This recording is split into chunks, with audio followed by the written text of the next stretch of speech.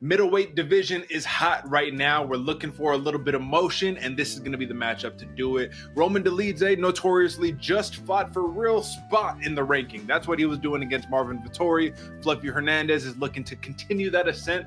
Maybe a title shot. Who knows? Again, the division is pretty open right now, but folks, breaking it down with me, as always, the Santa Fe Bomber, the New Mexico native, AJ, man. Grappler versus grappler matchup right here. I mean, it sounds straightforward on paper, but after I did a little bit of film study, I think it could shape out to be a little bit more complicated. What are you thinking? Oh, absolutely, Derek. This is not a black and white fight right here. I'm with you, man, especially with how Dolidze and especially Hernandez, as well as his own right, have been surging, have been mixing up their games. This provides to be a very fun fight night.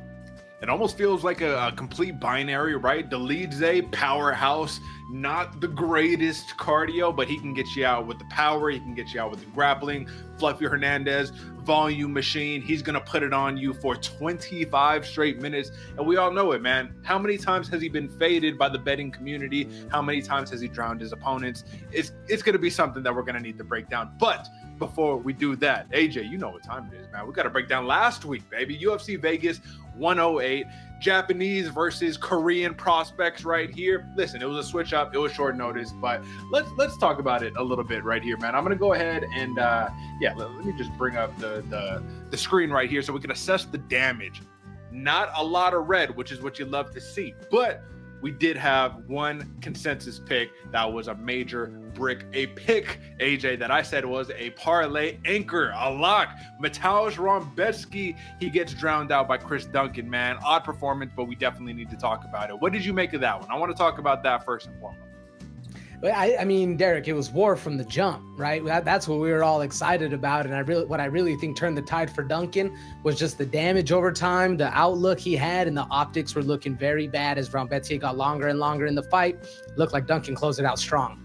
But we knew, I mean, Duncan is one of those anomalies, right? He's a guy where he's won, I said it, I was like, he's won the fights that like he's not supposed to win and really hasn't gotten past some of the challenges that maybe we thought that he should have. Rebecki, this powerhouse, this dude who has to close distance, that was the fatal flaw right here. I do think something strange happened because normally what does he do? Push his pace, pushes you up against the cage, and when your back's against the cage, he shoots in for that shot.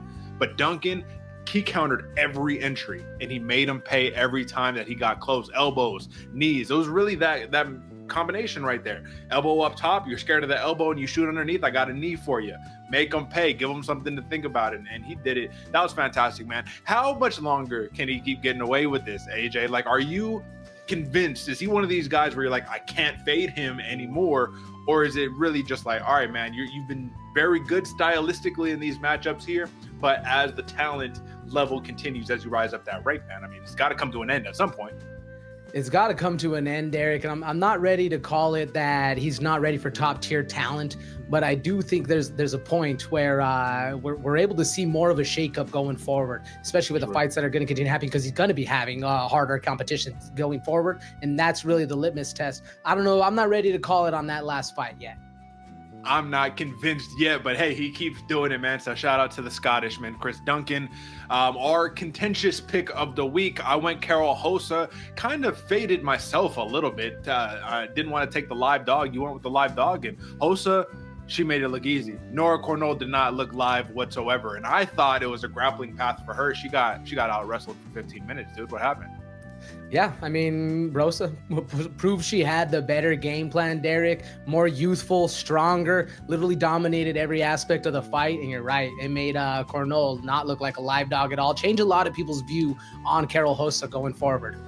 Seems like she fought with like a touch more urgency, but I think the more important part that maybe we both discounted here is Carol Hossa, you have to give it to her. She has a lot of experience fighting top tier opposition. So win, loss, boring, exciting, doesn't really matter. She's fought those people at the top, and it's like a crafty veteran. Like football season is upon us now. It's like that old crafty veteran who's not the most athletic, but they know how to win. And that's what it took right there. Everything else was green though, as you can see right here, folks. So slight shift in the rankings. I won the week by a hair. 65% accuracy on the year for me, 64 for you, AJ. This is neck and neck. It might as well be 0-0, but that was the main points to hit. The number one fight that we need to talk about really quickly, and then we'll keep it pushing, man. Neil Magny, bro, he keeps doing it. We both hit on that one, baby. That was a consensus pick right there, and he got the finish over Elizu Zaleski dos Santos. I didn't think that was going to be the methodology. I thought decision was a surefire path to victory, but he got the finish. What do you think? He got the finish, man. I love this version of Neil Magny when he's able to be mean in there, right? The second he was able to get just a little bit of control, the fight was over. And up until then, you got to give Zaleski credit because he was looking good. He was looking like he was going to win the fight. Neil Magny pulls out the dog and starts to give it to him. It was a great performance to see from Magny. Yeah, man. Kevin Vallejos, he continues to put in some work right there against the dude in Danny Silva, who did a whole bunch of showboating. Not the best, cleanest pocket exchanges. So there's that. Ribovic, Brenner, that was fight of the night as expected. That was fireworks, but a big win for Ribovic. But Tatsuro Taira, listen, man, he steamrolled Hyung Sung Park. It was a short notice opposition. He reignites his flame in the flyweight division. I don't think it's enough to get you back into title contention, given the short notice nature, but it was impressive to see that he steamrolled him and then he called out Pantoja. What did you make of that one? Yeah, Derek, I mean, good fight. There's not much to break down on it. 2 clean right hands in the first round, quick takedown in the second. He's back to the position he was in the first, ends the fight. I mean, yeah. Classic. The call out for Pantoja, though, I got to say, Derek, when you get a mic in your hand, you got to shoot your shot. I'm happy to see it. A lot of the people in the UFC are not reaching out, just trying to shoot those goals. I don't think it's going to happen, but I do like to see Tatsuro Taira shooting for it. Yeah, at this point right here, I think in the flyweight division, you're looking for excitement. So you got to finish. You called out the champ. Let's see. After Josh Van, let's see what happens, But that is your breakdown for UFC Vegas 108. So almost a nice, clean, perfect week, but we didn't quite get there. It's okay. We're moving on. This week is the one. All right, AJ, let's move on over to... It's time for some fight night. And if you ain't paying attention, you're going to sleep on me and I'm going to wake you up. We got a very, very fun one in the light heavyweight division, folks. 2 talented prospects who did not get the start to the UFC career that they were expecting, right? We're going Rafael Sequeira versus Julius Walker. If you're not familiar, folks, Sequeira, dangerous striker, very well-rounded. Before entering in the UFC, you're going to hear me talk about before the UFC for both these fighters, and there's a reason why. Before entering the UFC, he had 11 fights, 10 of which ended before that final bell. Walker, then exciting style of fighter, going to walk you down, try to control position, and hunts the finish anytime he's in a fight. But again, before the UFC, undefeated with a 100% finish streak right here, folks. Both fighters are absolutely talented, and I made this one a sleeper because careers can seriously be made or lost in this fight right here. Their dinner's on the table. The other fighter's looking to come and take it. This is truly a put up or shut up fight for both of these fighters who, I mean, admittedly, on paper, they have the intangibles to make a long run in the UFC. They just need to be able to do it under the lights right now. 16 combined finishes, folks, 14 of those in the first round. Tune in early. Don't blink. This one's going to be a fun one. Yeah, man, this one has fireworks written all over it, and you cheated a little bit, but it's okay because this is the featured prelim of the week right here, folks. So tune into that one. It's got banger written all over it. Here's to another main card breakdown, courtesy of your hosts, Derick G and AJ. UFC Vegas 109 main card. All right, man. Roman Dolidze, Anthony Fluffy Hernandez. Like I said in the beginning of the program, this sounds binary. This sounds A versus B, hot versus cold, but I really do think that it's going to be much more complicated than that. And one of the reasons why is because look at Roman Dolidze and look at his last victory, right? The last victory that he just had against Marvin Vettori, and then look at Anthony Hernandez winning against Brendan Allen. Both of those wins showed skill sets that are vastly different, but kind of cancel each other out. Fluffy Hernandez, a little reckless, wants to push the pace, and willing to put himself in compromising positions. Dolidze seems like he likes to slow down the fight. If the fight goes long, we all know Fluffy Hernandez is the play, but it has to get there to go long. Talk to me about the breakdown, brother. How you seeing this one? Yeah, Derek, I mean, you're right on point right there. The one thing I like most about Dolidze going in, he's best at his basic techniques, right? And he can pull the flash when he needs to, but he likes to have that steady base, draw you in, and especially if he's not leading the fight, he likes to crash in and really hit hard and earn that respect from that opponent going forward. I do expect him to lead this fight as much as reckless as Anthony Hernandez is, because I agree with you. He's willing to put himself out there too because of how dangerous he is on the ground. And one of the things that really really, I think is going to turn the tide in this is how's the kicks and how's the range attacks used for both fighters. Personally, I think Hernandez is better at keeping distance and choosing when to engage, whereas Dolidze kind of forces it. But that's what I'm expecting this fight. Dolidze to be the power, the pressure, leading that fight going forward, and Hernandez trying to find his moments where he can just dominate. Yeah, man, and it's strange because on one hand, you would kind of want to say Roman Dolidze would be the better striker based off of power, right? But I think Anthony Hernandez is the cleaner striker, as you're alluding to. The problem is, bro, and listen, I don't want to be harsh or anything like that, but like Dolidze is slow, bro. He's not fast. He's not a fast striker. He feels stuck in the mud when he's throwing, and this is against like a Marvin Vettori, who's not really a super fast guy himself, right? So just looking back at that last fight, when I was watching them, I was like, all right, very measured, and I think part of it is because he's gotten tired before. So he's like, all right, measured, can go the 25 minutes if he needs to, but what does your grappling look like in round 4 and round 5? What does your means to getting a takedown look like? So this is going to be my theory here, and you tell me. My theory on this one is Roman Dolidze wants to close distance or wants to create a clinch situation, use some of that judo, use his jiu-jitsu to be able to get the fight to the ground. He's not a wrestler. Fluffy Hernandez is the chain wrestler, right? But what does Fluffy Hernandez constantly do? He walks you down and he closes the distance so he could chain wrestle. So you're almost accomplishing that for him. Now, if you don't want to do that in the beginning because you're scared of the danger that Roman Dolidze is, he is a jiu-jitsu, he's a real jiu-jitsu guy, bro. He's not a striker. He's a jiu-jitsu guy through and through. And you stick at that kickboxing kind of fight right there. Now you just have to deal with the power. So I could see like a really, we hate to see it, but a really sloppy middleweight kickboxing match is what I could see on deck right here, and not the traditional Fluffy Hernandez drowning experience that we normally see. What do you think of that? Yeah, an up and down kind of wild shots thrown at range, trying to find moments where they can take advantage. That's exactly what I see, Derick. I do think this fight's going to hit the ground multiple times, going to have some good scrambles going in there. And it really depends on how Roman Dolidze is able to deal with the speed of Hernandez, because I think he's going to be beating to the punch every single time. And as well, on the other hand, how Hernandez does with the power, because that is going to be a factor, at least up until like that 3.5 round mark. And I think that's even why I'm pretty sure the over and under is right at 3.5, because a lot of people are worried about that Dolidze end of round. How are things looking towards the end of the fight? Yeah, man, I'm tracking 2.5 on my total, the one that I just wrote down here, -200 for the over, -105 for the under. So depending on the book that you're looking at, you can definitely find a different price tag, but it goes to show there's just a lot of uncertainty. How is this fight going to play out? I did want to pull this up if you could see it right here, man. If Anthony Hernandez can pull a performance like he did against Michel Paeta, 152 significant strikes, if you could do that, you're winning this fight against Dolidze all day long, right? Michel Paeta, 24 significant strikes. You got drowned, right? You just got drowned with takedowns, 5 rounds. You bullied him, you know? If you could do that against Roman Dolidze, there's really no chance, and the price tag is warranted because he is sitting at, if I'm not mistaken right now, look at that, -330. That's the other thing I wanted to bring into this equation. Dolidze is a huge dog right here, +270, -330 for Anthony Hernandez. Given that he is on the, what is that? This is a long fucking win streak, bro. Look, 1, 2, 3, 4, 5, 6, 7 fights, and you beat top contenders here.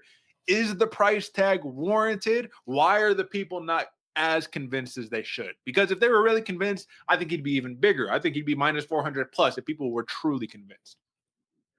That's a great question, Derick, because even look at the names, right? Just name value alone in the top 5 for Roman Dolidze. You got Marvin Vettori twice, Kevin Holland, who's a big name, Anthony Smith. Yeah, it wasn't, prime Anthony Smith, but like that, it's still some great fight. Even Nasruddin Imavov, who fought Izzy, right? Like that is, there are some killers on Roman Dolidze's list. And you look over at the other side at Hernandez. Yeah, you got Brandon Allen, Michel Pereira, Roman Kopylov, even Shabazian. Like these are great names as well. But I do feel like Roman Dolidze's carries a little more weight. But then we're seeing on the other side. So it's interesting to see, because I agree with the line. I do think the money is right there. I do think Hernandez is a -370 favorite going into this fight. But it's interesting to see that hit list is not carrying as much weight with the bettors. Yeah, no, fair. So yeah, this is how I'm basically seeing it, man. 2 danger zones that we got right here for Dolidze. The higher the scrambles, the more the chain wrestling right here. It's going to favor Fluffy. If Hernandez, who was stuck in a bottom half against Brendan Allen, against multiple other opponents, if you get stuck in bottom half against Roman Dolidze, I think you're in real trouble right here. AJ, I got to do it. I have to roll with the live dog on this one, man. Let's go ahead and let's talk to the people about how we're seeing it. I'm going to go with Roman Dolidze right here. Again, this is just a matter. I'm not fading Anthony Hernandez, man. I faded him in the past before. I've been bit by that one before. I just don't think that the line is warranted, in my opinion. If he does this convincingly, then I can no longer doubt. But I'm going to take Roman Dolidze under 2.5 rounds, win by finish, because we know if this goes to a decision, Fluffy's taking it. How you seeing it? I'm rocking the other side, Derek. I'm rolling with the 370 favorite, 330 favorite right here. Yeah. Anthony Fluffy Hernandez, not taking the money line right there. I'm trying to think of the best way for Anthony Hernandez to win. I think Derek's right decision at plus 210. Anthony Hernandez by points. There's your money right there. If you're not convinced he's going to win it, or he can win it in another way, parlay it all day. Don't take that money line. But I like that Hernandez by points. And I will tell you, folks, watch the line as it gets closer to the actual fight night. In another reality, if this line was hovering around minus 200 or so, I take that all day. We're above 300. And AJ, I pulled it up right here. FanDuel, minus 370 right there. So you are right. It depends on the book that you're looking at. But of course, that is the pick right there. All right, folks, let's move on over to a co-main event. We got a lot of fights to recap today. Steve Erceg. Again, he is a victim of this switch him up, right? That Hyung-Sung Park against Tatsuro Taira. He was supposed to fight Hyung-Sung Park, and now in retrospect, it's like, wow, how would that fight would have gone? Maybe that would have been a great bounce back fight for him. But instead, you get Ode Osbourne. Stylistically, a challenging fight, in my opinion, right here. But we'll see. I mean, Erceg has said it himself already during the fight week. He says, I'm in a way fighting for my contract. I have to go from fighting against the best in the division to beating the best in the division. And that's the question right here. Confidence level, AJ. Do you think, one, Ode Osbourne is considered one of the best in the division? And do you think that Steve Erceg should be almost a minus 600 favorite coming off of 3 straight losses?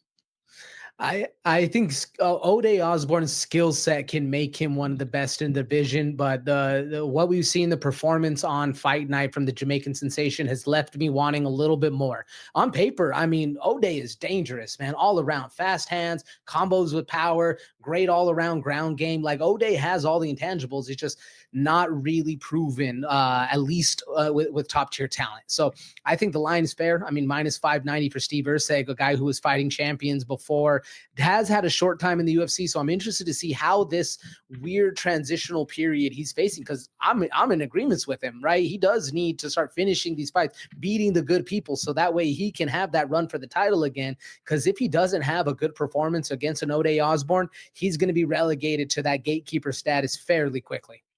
Yeah, man. And if you look at the battle of the 3-fight losing streaks, I mean, one definitely speaks more than the other, right? Brandon Moreno, former champ, Kai Kara-France, multiple-time title challenger, Alexandre Pantoja, dominant reigning champion, versus Asu Amabayev. Do not disrespect, because that is a very well-aged loss. Jafel Filio and Lazy Boy. Who, like, let's be fair, bro. You had him out, bro. You had him on skates, and you let the fight kind of slip away from you. So, I mean, yeah, it's a different style of fighter right here. But yeah, what I have right here is, man, Steve Erceg has an opportunity to get a finish, man. You have to stay away from the long ranginess that is Ode Osbourne, because he can crack. Like, that's the question right here. Can the chin of Erceg hold up? I guess let's just kind of throw that back over there. What's your confidence in his chin? Because that's the main worry. I'm confident, Derek. I'm confident, especially even with the last fight, right? We saw him get overwhelmed with pressure and power. I don't see Steve Erceg having that nonchalant style that we've kind of seen him have, right? He just walks in like it's another day at work. He's going in. I do expect him to fight with a little bit more urgency and a little bit more care and tact in this fight, because he knows how much is actually on the line. So I'm confident in the chin. Can Ode knock him out? Yeah, absolutely. But I do think Erceg is going to put a better game plan in to avoid putting himself in that position to even get close to being knocked out. You know, I want to agree with you, but part of Erceg's style, man, since the eternal MMA days back on the regionals, is that flowy. I just move out of range. Instead of having the high guard, I just move out of range. And I think against Ode Osbourne specifically, that's very dangerous, because you know who else did that? Lazy Boy, Ronaldo Rodriguez, and he got cracked doing that stuff, man. So I think that's really just the X factor. If he can avoid the big power of Ode Osbourne, Ode can wrestle too, you know, let's not forget that. But Steve Erceg, a lot of people that I'm hearing right now, and I'm actually interested if you could pull this number up. What's the sub prop for Erceg looking right now? We know it's super chalky, minus 590 money line, but let's see what that sub prop looks like. Plus 200, Derick. Okay, is that the best best prop for finish? Best prop for Erceg, even on points. Points is plus 220. TKO is plus 340. And as you can see, 4 submission losses for Osbourne right here, 6 submission victories for Steve Erceg. So this is not new, but the last submission victory that he had, dude, was in Eternal, right? So he hasn't been able to pull that out in the UFC. And I don't think it's going to be super easy, because when I was taking a look, actually here, I think I'm on Ode's page. Let me go to, So one thing that I was looking at, take a look at the takedowns, right? David Dvorak, 3 takedowns right here. Alessandro Costa, a takedown. And then ever since then, he got one in the 5th round against Alexandre Pantoja. But aside from that, you're not seeing Steve Erceg like this wrestler per se. I think it's a scramble situation. So if Osbourne avoids the scrambles, submission might be off the table. But the reason I bring this up is because the total that I'm tracking is 1.5. 1.5, bro. Plus 120 for the over, minus 150 for the under. So I think that's hand in hand with that submission play. Do you think it's smart money to see this drag out a little bit further, go 3 rounds? I think it is, Derick. I'm not convinced we've seen the level of ground game that Erceg presents. Don't get me wrong, he probably does have it. We just haven't seen him put it to use as of late. He's really fallen in love with having a fun style of fight. And I think Ode is going to push the pressure enough to where he's not going to be looking for that. I think a longer fight is more likely right here. And I do like the sub prop. I think it's his best aspect to a win. I'm looking at money line a lot right here. And again, it's so high, it's not even worth really betting on. But as far as a pick, like the sub prop is the best. I just don't think he's going to be presented with the opportunities or put himself in those positions to find those opportunities to get the submission. Yeah, I mean, back-to-back sub losses, Asu Mabayev and Filio, and the last one before that, it's been quite some time. So I think Ode Osbourne's going to come with something to prove, unfortunately, for him, because I am going Steve Erceg in this one. We both are. Let's go ahead and bring up the consensus pick right here. I think Steve Erceg is just going to box him up. I think technically he's too technically sound on the feet. I think he's going to work the body, work the head, and in my opinion, squeak this out to a decision or a late finish. But I definitely think that we should play the over 1.5 on this one. If you had to go something a little bit more certain, are you just going? I mean, who's betting money line? This is a pick more than a bet. But would you go decision on this? Yeah, I'd go decision on this. And what sucks is I was thinking about this earlier. Like Erceg needs a finish, right? He even said himself, "I need to be beating the people." Well, you need to be beating the best people. You need to be finishing the middle of the pack. And when you need something so much, you're focused so much on it. Usually, it doesn't really happen, especially in these fights. So I like decision. Yeah, man. And then the final thing to take note right here, you're coming off of, you got knocked out in the first round by Kaikar France, 3 straight 5-rounders. Are you going to come out with the urgency for the 3-rounder that this is the big question right there. So we'll see. But all right, man, let's move on to the next play right there. Keep it rolling. Women's strawweight. Listen, man, the OG Angela Hill is looking to take another young gun out. Yasmin Lucindo, Brazil versus America right here. And this is actually a little interesting right here. Look at the line. AJ, are you surprised by this line? Minus 192 for Lucindo, plus 148 for Angela Hill. And granted, Angela Hill has recently closed as a favorite in some of these last couple of fights right here. So I think the best value on an Angela Hill fight is when she's an underdog, always, right? But I'm surprised to see a young 23-year-old Lucindo only be less than a 2-1 dog against the 40-year-old Angela Hill, who has been improving as the years have gone on. What do you think? That was what I was going to say, Derick. Angela Hill has proven that she's given a little resurgence here, so I'm glad the bettors are putting some respect on her name. I think the odds are correct. I think Lucindo's the favorite right here, but it's good not to see another minus 300 on the card. So this is one where you can actually find value, but let's talk paths right here, man. We know Angela Hill. We know what the story is. Muay Thai, walk you down, try to walk you down, of course, right? I think Lucindo is going to be able to walk her down just with the grappling threat, but jiu-jitsu, wrestling, Hill has gotten a lot better. I think it's fair. She shoots for her own takedowns at this point now. Is that the play, though? Is that the play you want to fight against Lucindo? Because I think you're going into her wheelhouse if you do.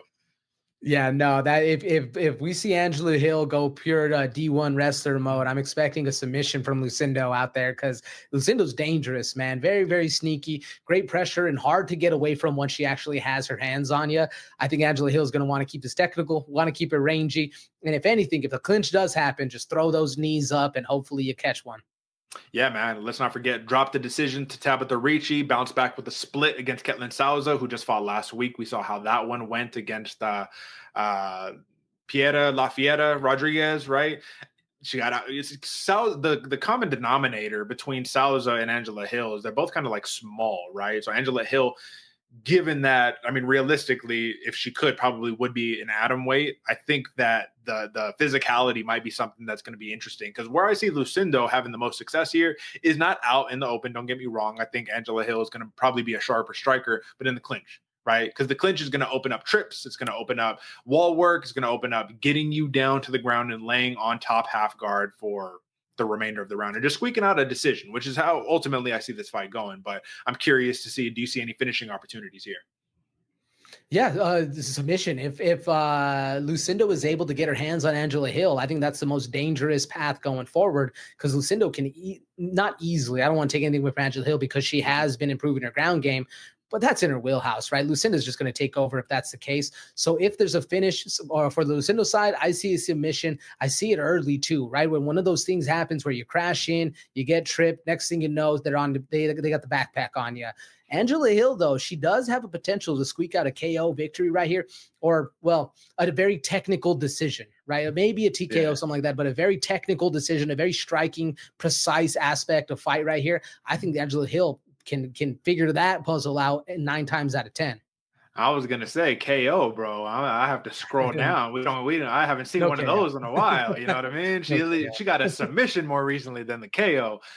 No, but I hear what you're saying, man. I think that she could be very technical, and I think she can win dominantly if she just keeps this purely standing. Lucindo, again, she's coming into her own. She's only 23 years old. Striking wise, power, right? That's where it ends for me. Power. I don't see there's no disrespect. I just don't see the same snap, the same crispness, the same ability to throw punches in bunches. I see overextended combinations, lack of combinations, but everything is a means to an end, and it's to set up a clinch to take you down, right? And that's how you could win the fight. Absolutely. So her last fight against Amanda Lemos, what did you have to worry about? You had to worry about 2 things. One, power coming back your way. I don't think you have that same threat with Angela Hill. And then Lemos could take it down too, you know? So yeah, pull up the finish for me real quick. And while you're doing that, I want to address something, because I'm looking at the total right here, which should be obvious. 2.5 rounds, women's strawweight, like duh, right? Minus 650 is what I was tracking, plus 475 for the under, right? So minus 650 for the over. If I'm not mistaken, bro, I went on ESPN Bet and it was like a half a round was the total. Can you cross check that for me real quick? Because and if you can, I'll pull it up myself. But that was nuts. ESPN Bet. Go ahead. No, go ahead. I was pulling it up, Derek, but I was gonna say the finishes on on FanDuel, you're still at 2.5 minus 650. Yeah. Oh yeah, you got to pull it in. I got to log in to ESPN okay, no Bet. worries. So let me go ahead and pull up ESPN real quick, folks, just so that you guys can kind of get an idea here. Because when I saw it, I was like, there's no way that anybody is betting on the ESPN book. First of all, man, I know that they try to hype it. Let's see, fight odds, totals. Look at this. I'm not crazy, right? You see that, right? Half a round, minus 750. You bet the house on that, right? You bet your mortgage on that.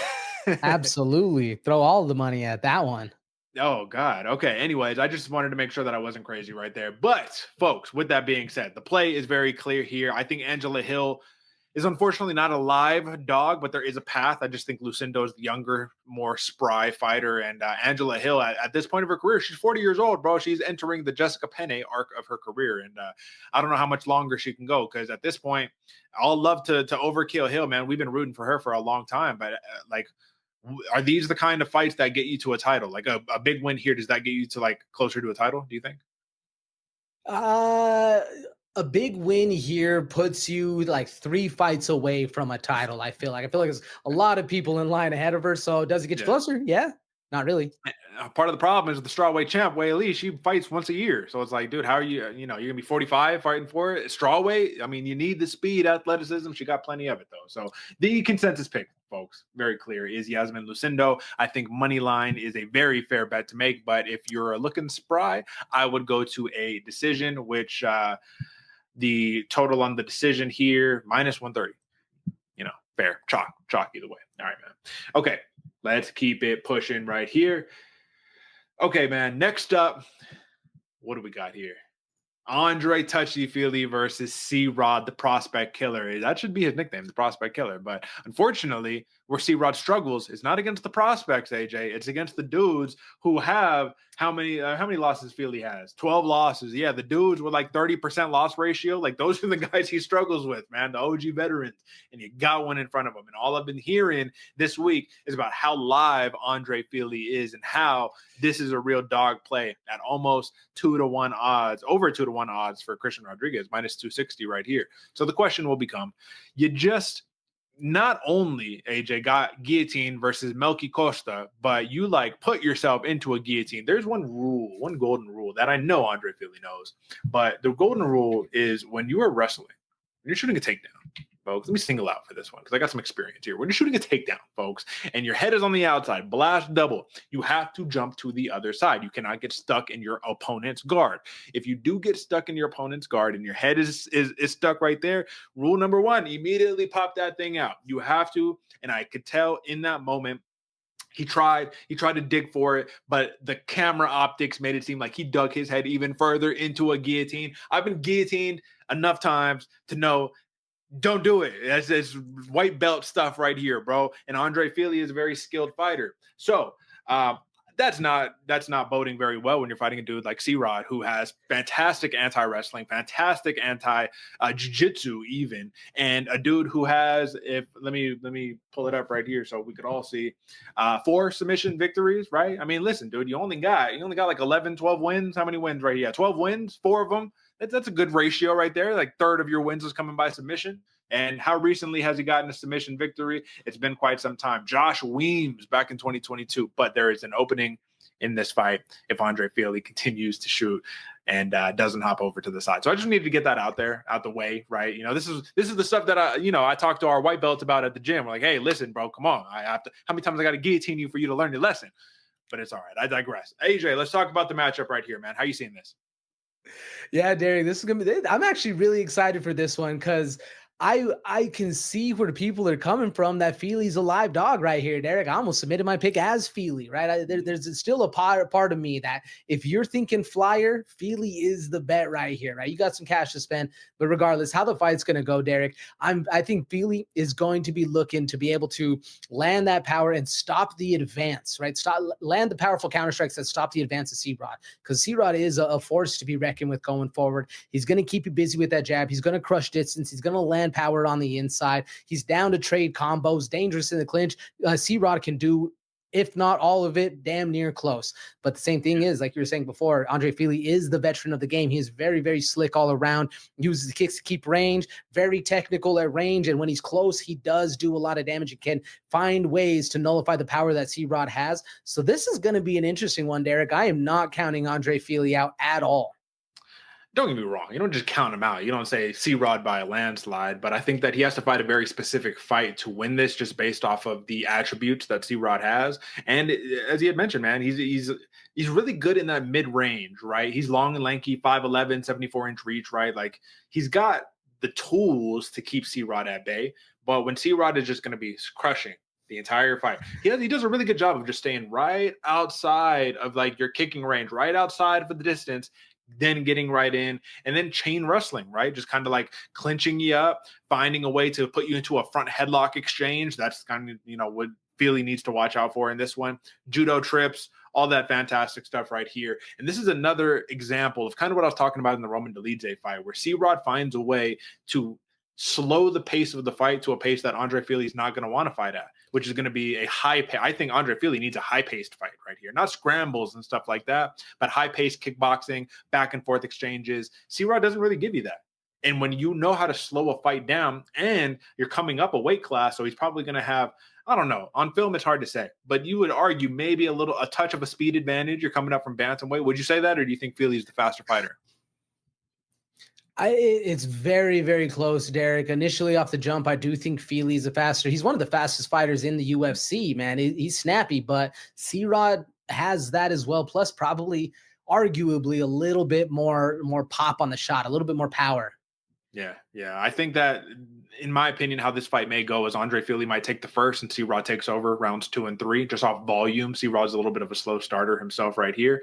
But the total right here is going to be 2.5 minus 225 for the over, plus 185 for the under. So if you're like a heavy C-Rod, he gets him out with a submission, you're probably going to want to play the under. But I think realistically, no matter who you're betting on, I think the over is probably the play, because I could see Andre Fili winning a decision if you can just stop all grappling exchanges, if you could stop the advance, if you could stop getting put into the clinch, if you could terrorize C-Rod with kicks and keep him at bay. I can see it happening.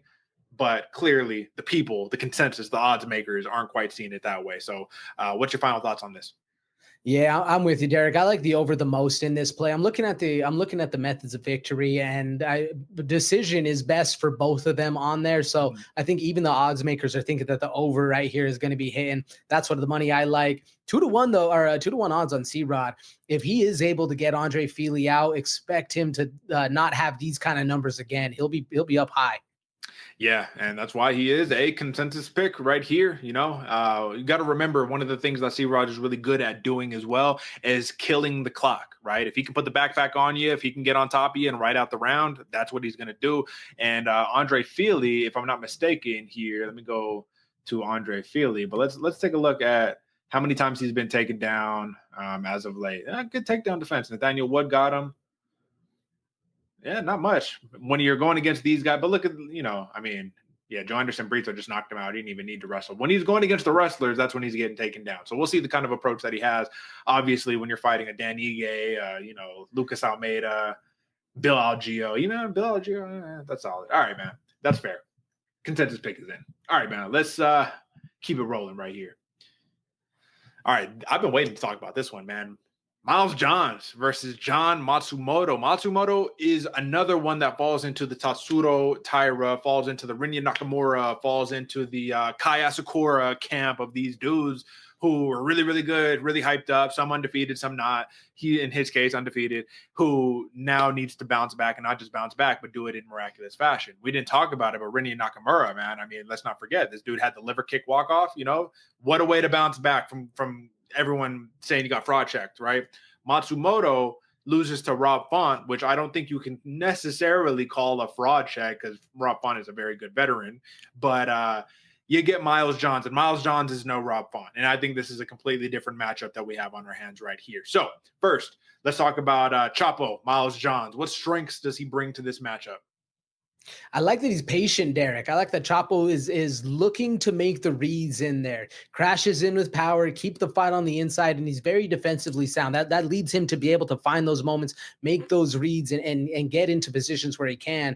The one thing that does worry me, he likes to stay grounded when he's landing those power shots and shoot a takedown if he needs to. But really, I'm seeing him a lot on the back foot in this fight going forward, because Matsumoto, man, as much as that Rob Font win did take away from him, or the loss did take away from him in the eyes of the general populace, this dude is still a very promising prospect out here. So promising that you lost, convincingly, and you open up as a minus 330 favorite, man. Over 3-1 odds here on Matsumoto against Miles Johns. And this is a fight where the way that I was kind of taking the read on here is both of these dudes are trying to reinsert themselves in the bantamweight division, right? They're like, Matsumoto, you have to bounce back from your first loss. You got to make sure people know you're still a hyped prospect. Miles Johns, bro, remember the days that, let's go back to it. Let's see. Mario Batista, you lost. Then you got back, knocked out Kevin Natividad, Anderson Dos Santos, lost to Sexy Mexi Castaneda, Vince Morales. That was that weird no contest versus Argueta. It's like look at the run necessarily. It's a 3-fight unbeaten streak, if you will. And then Felipe Lima bursts on the scene. And this is really what concerned me, man. Felipe Lima, who I'm not sure if we both bet on him recently, but I know I did, and I lost because Felipe Lima's small and he wasn't able to insert his wrestling into his matchup. Well, you got wrestled up by Felipe Lima. What do you think John Matsumoto is about to do in this matchup right here? You know what I mean? Because, again, he's going to be on the pressure for 15 straight minutes. He was against Rob Font. Rob Font just had the striking and the clinch work to make him pay anytime that he entered, right? That clean step-in elbow that bloodied him up. It was just a nice little, You give him those. Miles Johns, how I see it is the compact power wrestler boxer who's just going to look to throw the big shot. And then, as you mentioned, stay on the back foot and just kind of wait. And I think you just lose if that's the path right there. So Matsumoto, can he get a finish here, or is this going to just be a 15-minute hug fest, stay on the pressure, and just try to win a decision to get back? I think it's going to be a pressure fest right here, Derick. Press forward if you're Matsumoto, hit hard, and don't let Miles Johns get a chance to breathe. I mean, saw him do it against Rob Font, and I agree with you. I don't think Miles Johns has the skills to be able to deter John Matsumoto like we saw Font do. So I like the decision. I mean, money line's not even a thought right here at minus 330. It's still an untested, relatively prospect in Matsumoto. I think, decisions to play if you're a Matsumoto better.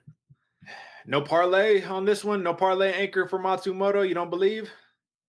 No, I believe. I believe this fight is on paper easily won. But if you're John Matsumoto right here, many paths to victory. Especially, I even think Matsumoto can outstrike Miles Johns in the exchanges. Right? If Miles Johns is able to set something up, probably give him a little bit of the advantage. But if Matsumoto they're just in there trading, man. This dude's down to brawl, hits very, very hard, likes to mix it up. I mean, this kid is very promising. Throw him in a parlay at minus 330. You can get plus odds depending on who you partner him up with. Yeah, Matsumoto has submission upside, but this is part of the reason why you don't count out Miles Johns, because Matsumoto likes to brawl. You get caught by that right hand of Johns, and this fight could be over very, very quickly here. I believe in Matsumoto. I do think he's the truth. When I watch him, he pops off the screen, So Matsumoto is going to be a pretty clear play here. I like a decision by Matsumoto. 2.5 rounds is the total, minus 275 for the over. So I'm gonna rock the over on that one, and that's another consensus pick in John Matsumoto. You have to go young upside in a matchup like this. I think that's pretty apparent. All right, the opening bout of the card right here, man. Your boy Derick Anders. He said it many a time. He's like, listen, I only got a couple fights left in my career, and these are not getting any easier. I mean, actually, this is getting substantially harder right here, man. So you went from Kyle Dawkins, who, shout out actually to the Dawkins, bro. He just got his ticket back into the UFC. So interesting to see him fight soon. I think he's going to be fighting in like China or Russia or something like that. But that should be cool. Marc-Andre Barriault, the power bar. Jamie Pickett. Wonder what happened to him. Not sure if he's still with the company. Chris Weidman, where you got beat up and then you miraculously came back to get that finish. And now they give you CLD, AJ. I mean, no easy pickings for your boy right here. All right, what does he got to do to make this fight competitive?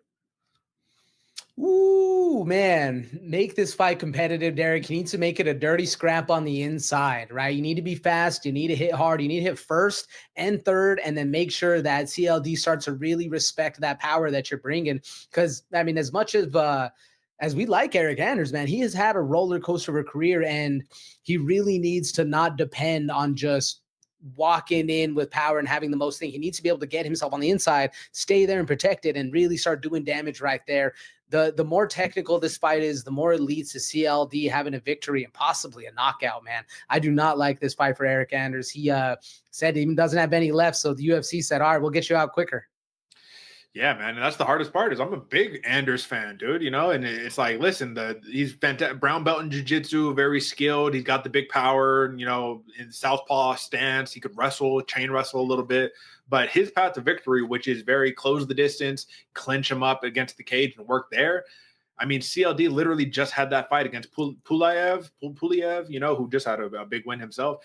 He just had that fight. And what did he do when he got put in those positions? He punishes with elbows out the brink, spinning shots, just make you pay in the clinch situation. Now, I think Anders will have a pretty substantial, like a strength advantage, a physicality advantage in this one. But the question is, will that be enough? Will that be enough to deter CLD? Because when CLD goes downhill, man, I mean, it could be over very quickly, as you're alluding to right here, which is why I think it's actually interesting. If you look at the total on this one, 2.5 rounds, minus 185 for the over, plus 155 for the under. I think Anders' fight with Thiago Santos has really just kind of opened things up in terms of showing his durability right there. Like, it's a fight that happened a long time ago, but you look, the man's only been finished twice in his entire career. The man's got shoot, 25 fights, only been finished once or finished twice, one knockout, one submission. So it's like, all right, if there's a guy to finish him, unfortunately, it probably is CLD. You know what I mean? But CLD himself, your decision, Puliev, sorry, I'm going to keep butchering that name. And you lost the decision to Rodriguez. Maybe as the opposition gets stiffer, as more tenured veterans come in, maybe it will be harder to find that finish. Maybe you can't go on that long finish streak. So what are the odds? Are not literally the odds, but do you think that Anders can just survive and go 15 minutes? I do, Derick. I mean, I know a lot of people were questioning his durability after the last Chris Weidman fight, but I feel like Anders has proved enough that he's very, very durable. The thing that does worry me, though, especially with how CLD is able to find the moments and hit, is Anders gets a little reckless on those entries because he needs to. He needs to close that distance in there. So that does worry me. Creative and explosive as much as CLD is. I think Anders can find those moments when in that chaos just to mix it up and have CLD thinking of something else that might another X factor that might be happening in the fight. And that could possibly be his best path to victory right here. But I like the over. Yeah, man. And I would think like if Anders is going to stall this one out, man, you need some takedowns. With clinch work, we already know. Grind him up against the cage, try not to get caught in the clinch, but 25% accuracy on the takedowns does not bode very well.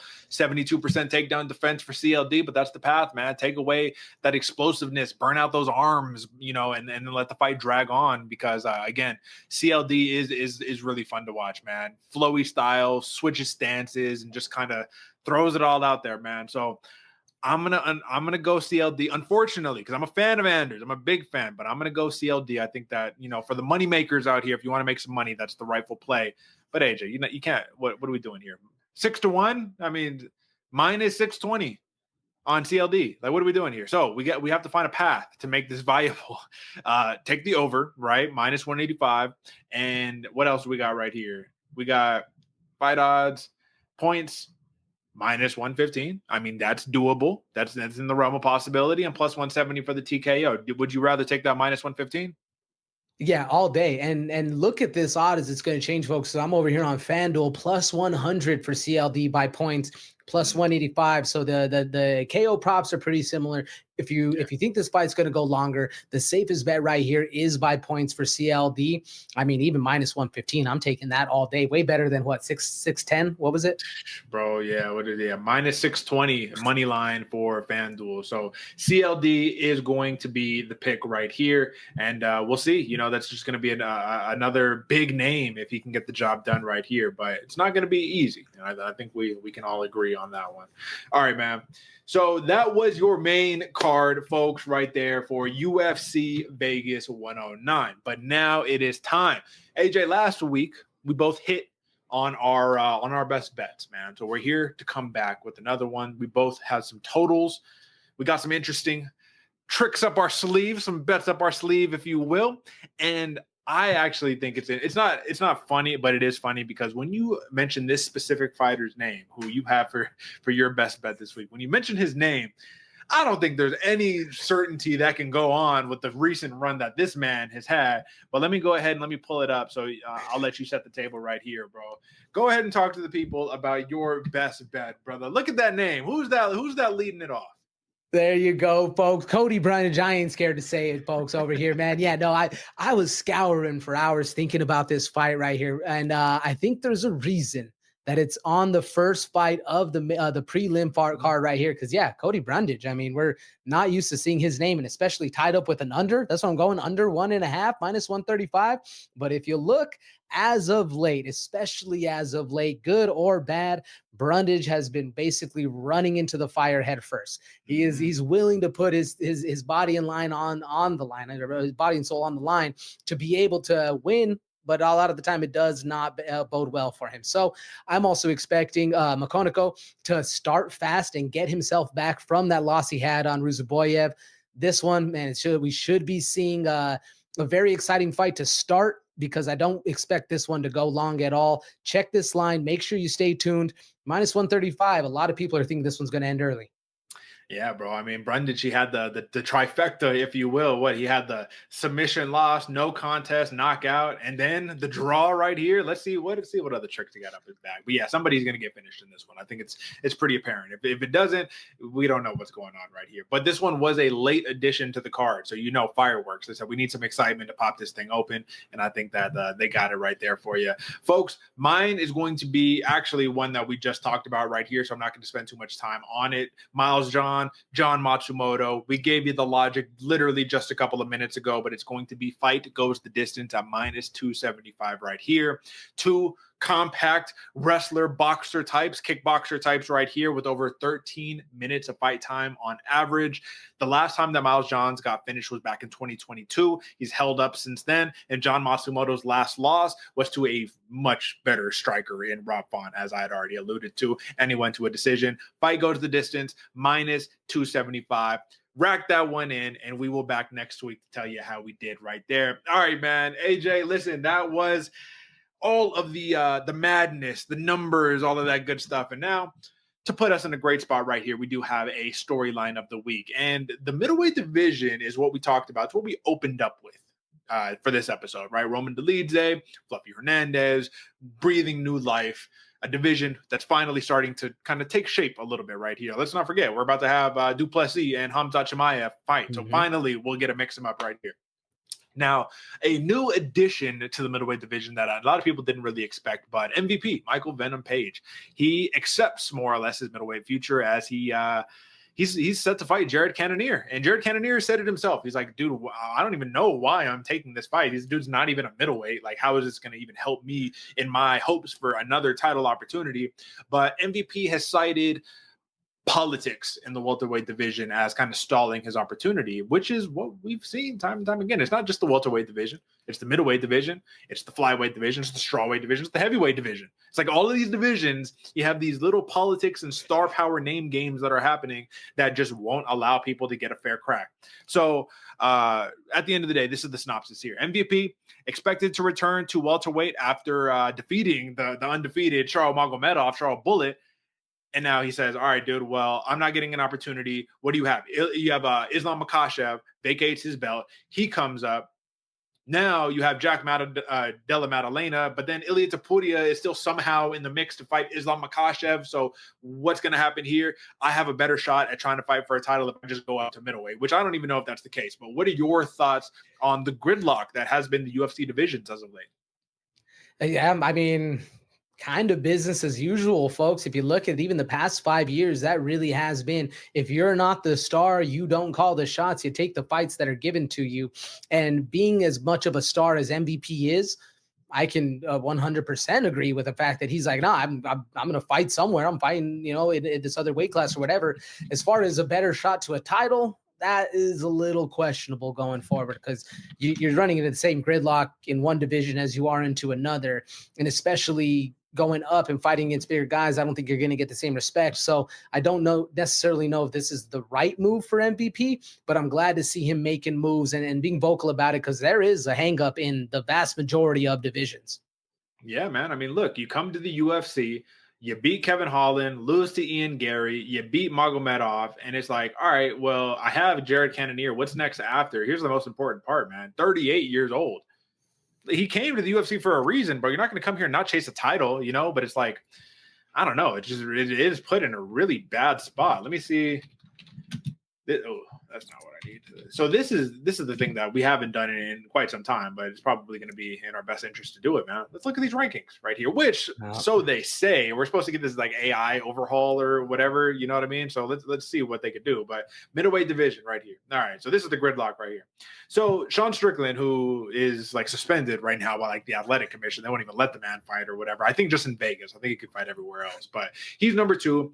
Imavov, Duplessis has already said, he was all like, listen, man, and depending on the outcome of the fight or whatever, Imavov is pretty much next. It's like set in stone. He's the number 1 contender. He's next. Chimaev, if he wins, that changes things.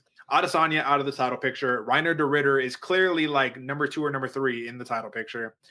Bahalio somehow is still right there. He might be number 3 if he's not number 2. Whitaker is out of the picture. Enter Jared Cannonier, right? Enter these guys that are fighting this week, Dolidze and Hernandez. Brendan Allen trying to get back, Costa trying to get back. Gridlock, man. And then you have MVP, who's 15 in the welterweight division. But as you had mentioned, you got Bilal, Sean Brady, Shavkat. He says really the reality is if I can fight somebody, it's going to be Leon Edwards, right? And what does a fight against Leon Edwards even do for you right now? Nothing. I mean, and as good of a fighter as Leon is, he's still not respected. It'd be a great fight for England, but nothing for either of their careers. Yeah, and it makes you wonder, right? Ian Gary, realistically, this should be the pecking order right here. Bilal, you didn't defend your title, right? So you don't really get, the next shot. Sean Brady, Rachmanov at this point needs to prove himself again. It's just been so long since he's fought, even though he is this undefeated killer, all finishes. It's like, dude, you've been injured. It just is what it is. So Sean Brady, Ian Gary, Michael Morales, and unfortunately, probably Prates, right? Even though you're coming off of the loss, I think those, like, just for the popularity, for the what they're looking to establish for this new gen, I think those are the guys that would be in that bucket of like, that's next. MVP is not in that bucket. You know what I mean? You got dudes like Bonfim, like Jeff Neal still in the mix. Like a Kamaru Usman. That's more what I'm saying. Like, how does a Israel Adesanya, a Kamaru Usman, a Robert Whittaker, like, what are they doing for the division at this point? You have to be certified gatekeepers at this point, right? You have to be certified gatekeepers. And even at a 38-year-old MVP, you need 2 fights most to get to the title. You're not even anywhere near that conversation about it in either of the divisions, nonetheless the one you're entering. So it is very lofty goals to be thinking gold if you're an MVP. And as far as what do these other people, the older style of fighters, because I'm with you, Derek, it really does seem like it's old versus the new style that's really coming in and taking over. They are being relegated to gatekeepers. We're seeing a lot of these fighters who just 3 years ago were on top of the divisions, running shit, now being the guys who we're seeing have holes in their game, falling apart, and it's really a pretty drastic tide to turn. It's tough, man. And then I even forgot, I didn't even mention it, but Islam Makhachev, that was the whole entire point of I brought this up, is because he's now the number 1 guy, I guess, who's going to be fighting Jack Dillon. I don't know, man. This is crazy. But listen, gridlock in the UFC. Hopefully we get some clarity. This weekend's main event should bring some lights to that. And listen, man, that's a great way to end this. So remember, folks, we got some fun fights ahead. Let me just pull up really quickly so I can get an idea of what is the next bout to come. And that's the one. That's 319. Duplessis versus Hamzat Chimaev. Other notable bouts right here. Aaron Pico makes his UFC debut. That's the Cannonier Michael Page fight. Kaya Sakura, Tim Elliott. You got some fun stuff right there, folks. So tap in with us as always. It's been another fun episode. Until next time, folks. Peace.